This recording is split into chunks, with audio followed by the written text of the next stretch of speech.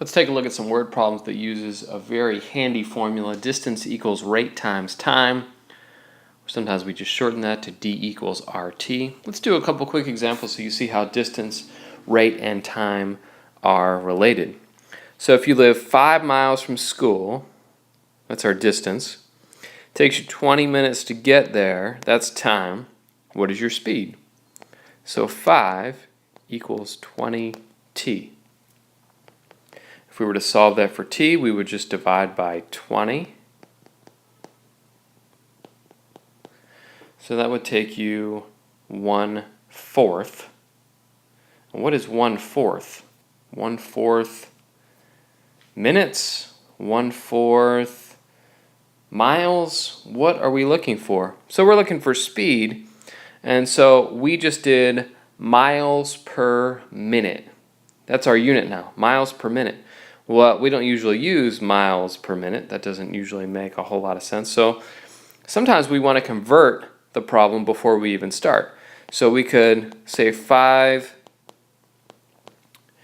equals 1/3 t. Where's the 1/3 come from? Well, now I've converted that to hours. 20 minutes is 1/3 of an hour, 20 out of 60. And now to solve this, I just need to multiply by 3. So t equals 15. And now we're talking about miles per hour. Before, we were talking about miles per minute, which doesn't make a whole lot of sense. 15 miles per hour? That makes sense. What about if it takes you 45 minutes and you average a speed of 40 miles an hour? How far away do you live? So, once again, we've got an issue where we're talking about hours, but we've got 45 minutes. And we've got to be consistent with our units, and I'll show you why. So we're looking for distance. That's our variable. How far away do you live? Distance equals the rate, 40 miles per hour. And then we have 45 minutes. Well, what we're doing is we're looking for a unit to cancel. And so instead of 45 minutes, if we put minutes there, minutes and hours do not cancel directly. So instead of 45 minutes, I'm going to put 3/4 of an hour. See, now the hours cancel. And this is going to be, that'll be 10, and so we've got d equals 30 miles. So numbers cancel, just like units cancel. So we need to be careful and be consistent. Let's take a look at 2 word problems. A train leaves Tampa traveling at 30 kilometers per hour. 2 hours later, another train leaves traveling in the same direction, parallel tracks, at 45 kilometers per hour. So let's take a look at a picture of what's going on here. Let's start there. So we have 2 trains heading in the same direction on parallel tracks. The only difference is that the trains are going different speeds, and one train sort of gets a head start, and that's where the 2 hours later part comes in. You can think of that as a head start.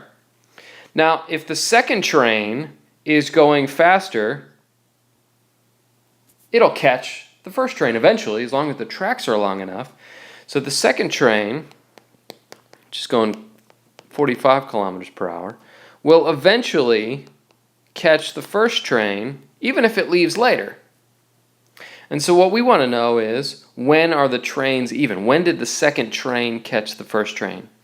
So what we do is we set up 2 distance equals rate times time equations. So the distance for train 1, unknown. We know it's going 30 kilometers per hour. We do not know how long it's going to travel either. And this is what creates a system. Now I have 2 unknowns, and therefore I need 2 equations. So train 2 traveled a certain distance. Now its time is also unknown, but the times are related. 2 hours later, and that's where we come up with the t minus 2. And all we have to do is figure out what to do with these 2 equations. And if we look at the picture, hopefully you can see that this is d1 and this is d2, and they're equal. Or at least I want to know when they're equal. When did the second train catch the first train? And so all I have to do is take these 2 expressions and set them equal to each other, and then solve. And this is actually pretty easy to do, even without a calculator. The numbers are a little big, but pretty simple. 45t minus 90. And then I'll just subtract 45t from both sides. That'll give me negative numbers on both sides. It's a word problem, real life situation, so we can't end up with negative answers. So we have 15t, and then we've got negative 90. So t is equal to 6. Now with any of these types of word problems, because there are three variables, distance, rate, and time, make sure you go back and solve for the variable that it asked you for. So notice, little curveball here, threw a little trick question. How far from Tampa will the faster train catch the slower one?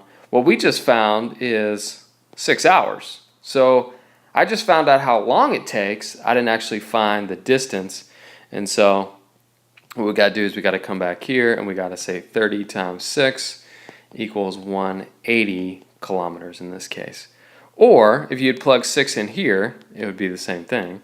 45 times 6 minus 2, 45 times 4, also going to give you the 80 kilometers. So make sure you answer the question that was asked. Let's take a look at one more type of question like this.